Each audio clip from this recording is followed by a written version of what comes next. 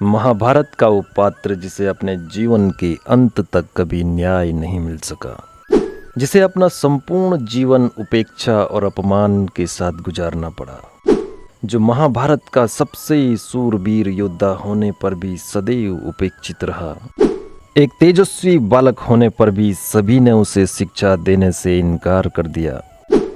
अपने संपूर्ण जीवन काल में केवल कष्ट तिरस्कार सहने व श्राप का भोगी रहने पर भी संपूर्ण महाभारत का सबसे ज्यादा पराक्रमी और पसंद किया जाने वाला पात्र, जिसका जन्म एक प्रतापी पिता व श्रेष्ठ कुल की रानी की कोख से होने पर भी कहलाया सूत पुत्र। स्वागत है आपका हमारे YouTube चैनल पे। दोस्तों, वीडियो में आगे बढ़ने से पहले एक बार चैनल को सब्सक्राइब करें और बेल आइकन को जरूर प्रेस करें। जी हाँ साथियों, आज के इस एपिसोड में हम आपको बताएंगे परम पराक्रमी सर्वश्रेष्ठ धनुर्धर अंगराज राधेय अधिरथ पुत्र सूत पुत्र कर्ण के जीवन की सूर्य पुत्र होने का सच।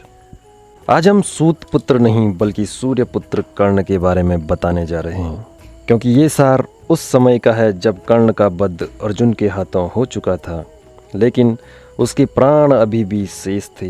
वह जानता था कि वह सूर्य देव का अंश है। आज हम आपको बताएंगे कि जब शरीर त्यागने से पहले श्री कृष्ण कर्ण के पास गए तो कर्ण ने उनसे अपनी कौन कौन सी अंतिम इच्छा बताई थी। महाभारत में वर्णित कथा के अनुसार युद्ध के 17वें दिन जब कर्ण और अर्जुन कुरुक्षेत्र मैदान में आए तो दोनों के बीच भीषण संग्राम हुआ, जो काफ़ी देर तक बिना किसी निर्णय के चलता रहा। ये देख भगवान श्री कृष्ण भी चिंतित हो गए और मन ही मन सोचने लगे कि अगर आज सूर्यास्त से पहले कर्ण का वध नहीं हुआ तो पांडवों के लिए यह धर्म युद्ध जीतना असंभव हो जाएगा। फिर जाकर श्री कृष्ण को एक उपाय सूझा और वो बीच युद्ध से अर्जुन को लेकर कुरुक्षेत्र के मैदान से दूर जाने लगे। यह देख पहले तो अर्जुन ने श्री कृष्ण से पूछा, हे वासुदेव, आप मुझे बीच युद्ध से कहाँ ले जा रहे हैं? पीठ दिखाना तो कायरों का काम है। तब श्री कृष्ण मुस्कुराते हुए बोले, कभी कभी युद्ध में विजय प्राप्त करने के लिए रणभूमि को छोड़ना भी पड़ता है, और ये तुम भली भांति जानते हो अर्जुन कि मेरा एक नाम रणछोड़ भी है। और उधर अर्जुन को युद्ध के मैदान से दूर जाता देख कर्ण मन ही मन सोचने लगा कि भला वासुदेव अर्जुन को लेकर कहाँ जा रहे हैं, और यही सोचकर वह भी अर्जुन के रथ के पीछे उसे ललकारता हुआ चल पड़ा। कर्ण की ललकार सुनकर अर्जुन श्री कृष्ण को रथ रोकने के लिए कहते रहे, परंतु श्री कृष्ण मुस्कुराते हुए आगे बढ़ते रहे। कुछ दूर कर्ण के पीछा करने पर श्री कृष्ण ने अर्जुन के रथ को रोक दिया और एक बार फिर से दोनों के बीच बाणों की वर्षा होने लगी। इसी बीच कर्ण के रथ का एक पहिया भूमि में धंस जाता है।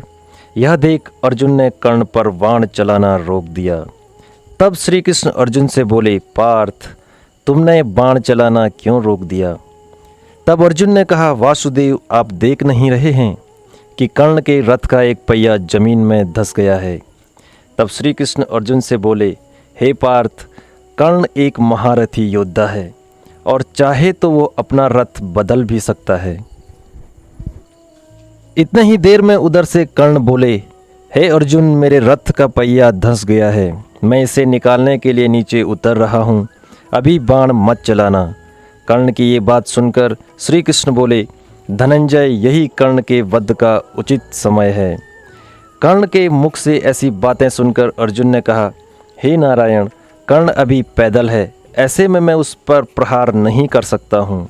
तब कृष्ण ने कहा, हे अर्जुन, तुम किस धर्म की बात कर रहे हो?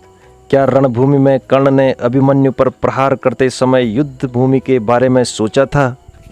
क्या उस समय भीष्म पितामह ने युद्ध के नियम नहीं बनाए थे?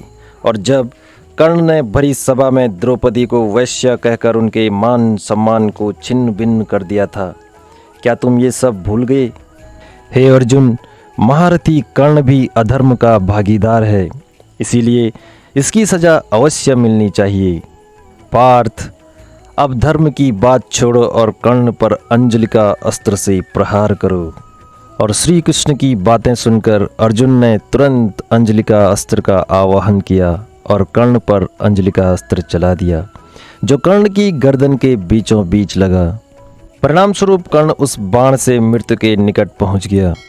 और उसके बाद श्री कृष्ण के मन में कर्ण की दानवीरता की परीक्षा लेने का विचार आया, और वह एक ब्राह्मण का साधारण रूप धारण कर कर्ण के निकट पहुंच गए और उनसे पूछने लगे, हे अंगराज, मैंने आपकी दानवीरता की बहुत गुणगान सुने हैं। मैं आपसे एक उपकार की उपेक्षा करता हूँ, कृपया मेरी सहायता करें। मेरी पुत्री का विवाह है, मैं अपनी पुत्री को स्वर्ण देना चाहता हूँ, लेकिन इसके लिए मैं असमर्थ हूँ। कृपया मेरी दुविधा का निवारण करें। यह सुनकर दानवीर कर्ण ब्राह्मण से बोले, हे देव, मैं निहत्था हूँ और इस समय मेरे पास आपको देने के लिए कुछ भी नहीं है। इस पर उस ब्राह्मण ने कहा, हे दानवीर कर्ण, आपके पास अब भी कुछ ऐसा है जिसे आप दान कर सकते हैं।